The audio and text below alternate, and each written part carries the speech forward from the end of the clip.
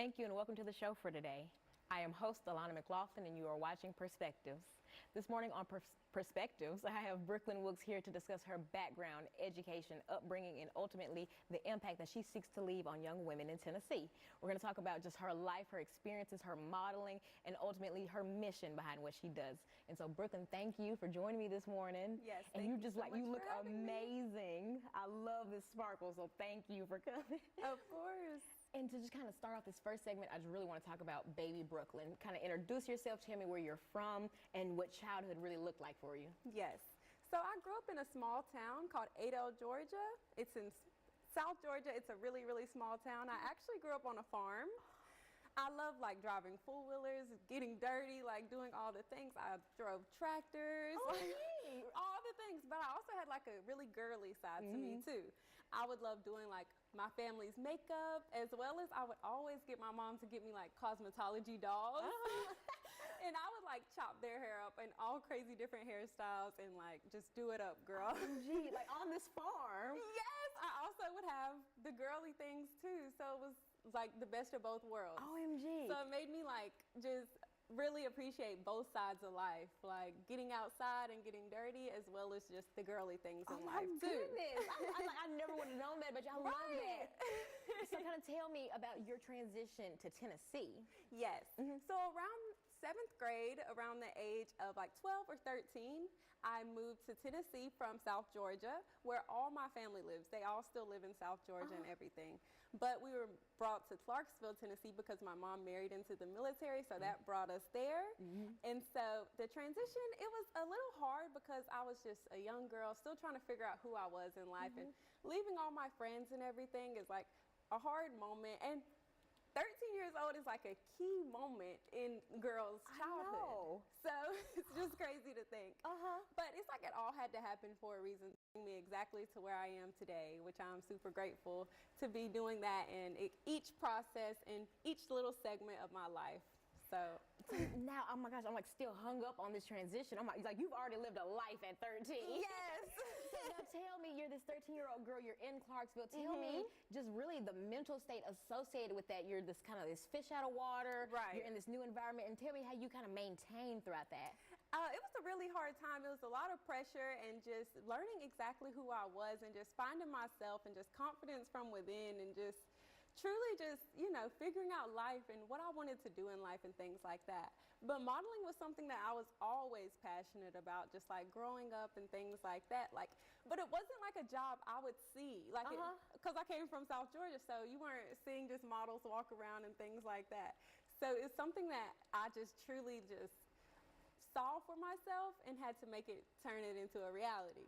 Now, I want to kind of wrap this first segment. I want to talk about some of those early fashion icons or modeling icons that you saw that you really liked in those early years. Yes. Kind of tell me some of those names if you can think of it. Yes, I love Naomi Campbell. Of course, she has the best walk. Like, she slays the runway.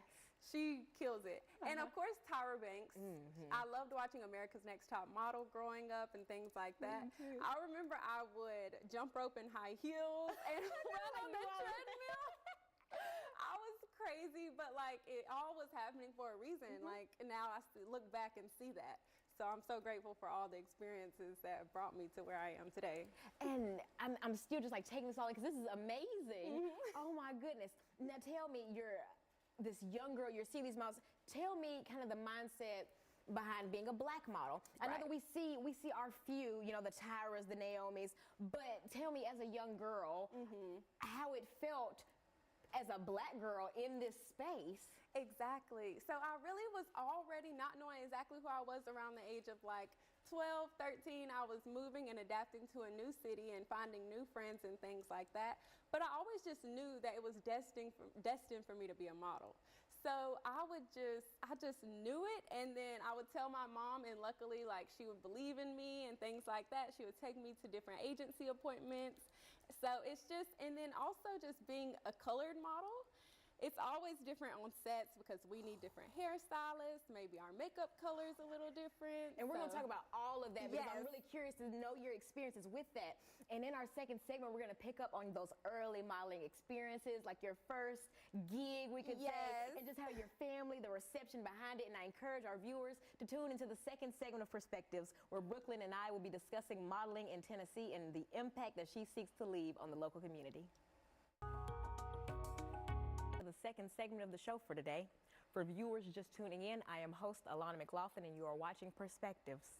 This morning on Perspectives, I have Brooklen Wilkes here to discuss her modeling career, her upbringing, her education, her background, and ultimately the impact that she seeks to leave on Tennessee through her work. In our first segment, we talked about just early beginnings in Georgia, the transition to Tennessee as a young girl, and the mindset associated with that. And we're going to pick back up on those early modeling experiences. So tell me, I want you to run down really your first gig. Tell me like how it was booked, getting there, just tell me it all. Okay, so before even booking a gig, it's things that go in before you get to work. So you have to build your portfolio. So let me back it up a little. So first things first, I had to get an agency. So I actually did start out here in Nashville, and I signed with Tribe Talent Management as my first representation here in Nashville. So they really helped develop me. They helped build my portfolio, get me exactly what I need in my book to show clients. Because you have to have something to show the clients before you can just get booked. So that was like a transitional time in my career. When I first started out, it was just like, you're doing all these things and you're not necessarily getting booked yet, but you still have to put in the work, you know, to get to where you want to be. So yeah, I would be building my book all the time, just doing different shoots, just trying to get all the different styles that all the different clients would like. So that was first. And then I had a lot of different opportunities. I got to walk in Nashville Fashion Week, which was a great accomplishment, and it was super exciting. My first big job was with Honda. OMG! It was so amazing. It was here in Nashville, actually. It was for a Honda generator. Tell me all about this. It was crazy. Okay, so we went out. I feel like it was like in Franklin area. Somewhere like out there. Yeah, it was out there. So we went to this beautiful house, and then they had lots of land. And we went to just an open field. And basically we were like campers. But okay, it was supposed to be a Honda generator that was easy for women to carry and things like that. So you're like, look. So I was over here lugging the generator, trying to make it look like easy and cute. So, but it was a great time. We were basically just out there camping. It was about 4 of us. So that was my first job. It was for a commercial, actually. So it was just a huge set, and that was my first time seeing a huge production and everything like that. So and now, what does a exciting. commercial look like? And I'm so happy to be able to ask you from the inside. Do they give you a script? Tell me, what the jobs that are associated with that? Right. So sometimes commercials, it's not necessarily speaking. It may be someone doing a voiceover over the commercial. You know what I'm saying? Or even if I am speaking in the commercial, it's not necessarily in that moment. I'll go back and do it over. So it's super exciting. It's 1,000 takes. So long. OMG. So people really they just get to see the bits and pieces, the great ending finale. But we're there through the 12-hour days and sunrise to sunset. So it's a whole thing. It's a whole production. Goodness, and that actually segues into what I was going to ask. What's the average model's day, the length of an average day for you guys? Honestly, every day is different, and that's what's so exciting about this job because no day is the same, and it keeps you on your toes. You have to stay ready so you don't have to get ready. So every day is different. Whether I'm having an audition just for a future job or a casting, just going to castings and different things like that. Or I may actually be on set, and then of course there's a hairstylist, a makeup artist, all the things there. So that's always super exciting. It may be long days. Every day, every production's different. So it's always just super exciting to see what the new day brings. I just love it, and it always keeps me on my toes. Girl, my mouth is my jaw has been on the floor this whole time. I'm like, oh my goodness. Yes. So now I want to go after your next agency after Tribe. I'm trying not to like jump the gun by talking about like your television productions, but I'm gonna let you like take us into that. Okay. But tell me kind of about life after Tribe. Okay.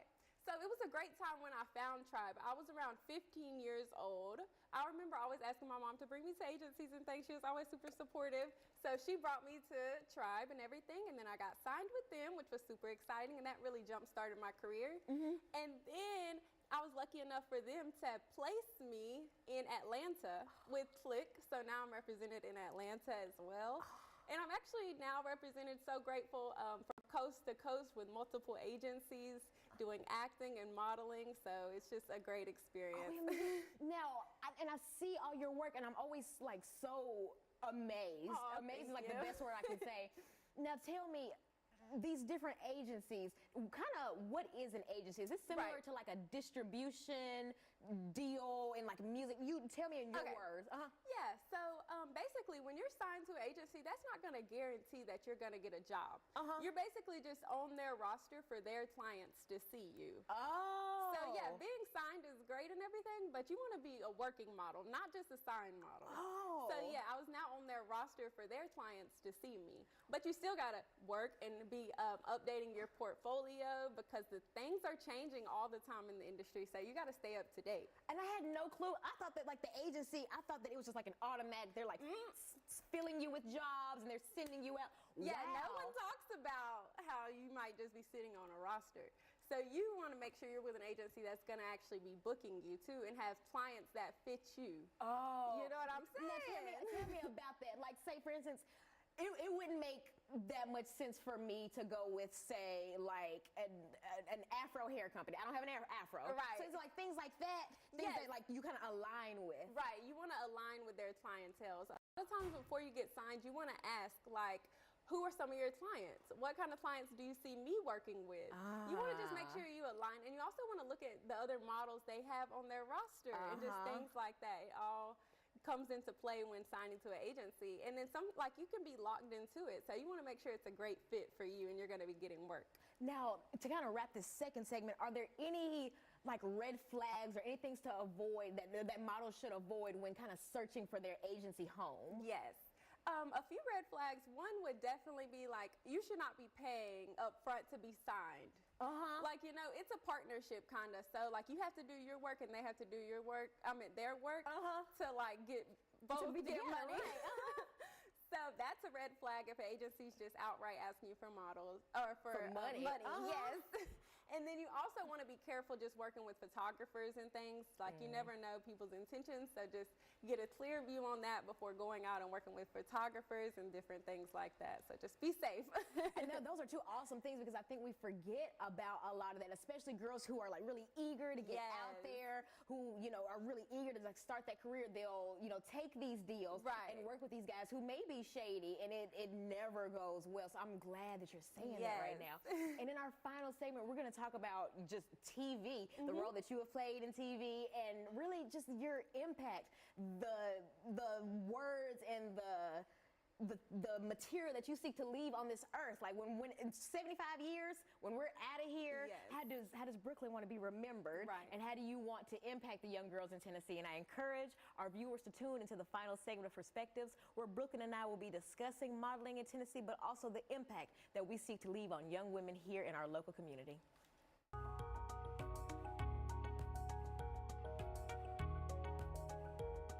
The final segment of the show for today. For viewers just tuning in, I am host Alana McLaughlin, and you are watching Perspectives. This morning on the show, I have Brooklen Wilkes, who has discussed her background, education, her early modeling experiences, her transition from Georgia to Tennessee, and ultimately the impact that she seeks to leave on young women here in our local community.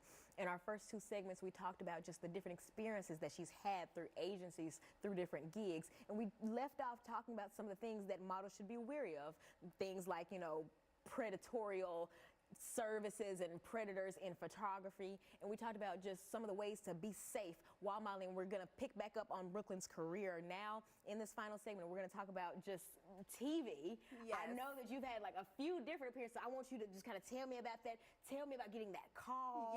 Like my favorite word is technicality, but just tell me about, the groundwork behind that. Right, because it's so much work that people don't see that you put in, and you may do so many different auditions and not get the role or not get the job or not get the booking. So it's important to just keep your head high and to stay determined and focused throughout your career. And so, like, getting a great call or just like a confirmation for a job just truly like lights up, and it's like kind of like the hard work is paid off, but it's still like the work is just started. So I've had the great opportunity to be in TV and films and things like that. You can catch me on BET Plus in the TV show Bigger, season 2, as well as on Hulu in the movie The Valet. So that's a great thing. And then I've just been so grateful to work with so many different brands such as Hilton, Revlon, Virgin Hotels, and even here in Nashville, I've worked with some great brands such as Madame Tussauds. Yes. And then they have like great, even just brands and local designers such as Article X.